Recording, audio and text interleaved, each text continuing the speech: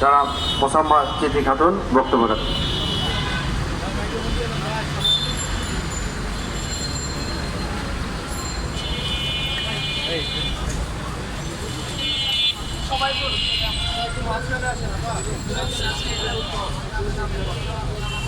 কেউ একজন আসেন, এদিকে আসেন।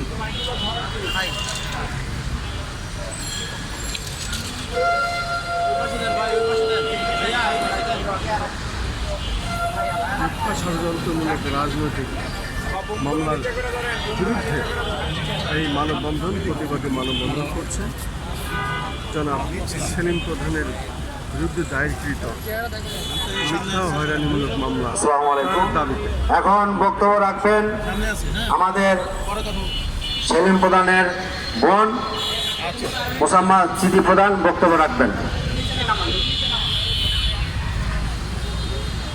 আসসালামু আলাইকুম।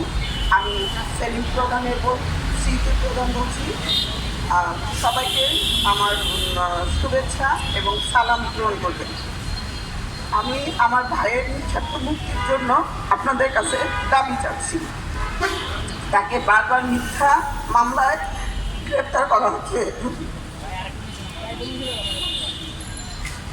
সে সবসময় ব্যবসায়িক ছিলেন এবং গরিবের এবং সমাজের সবার সাহায্য করার চেষ্টা করেছেন।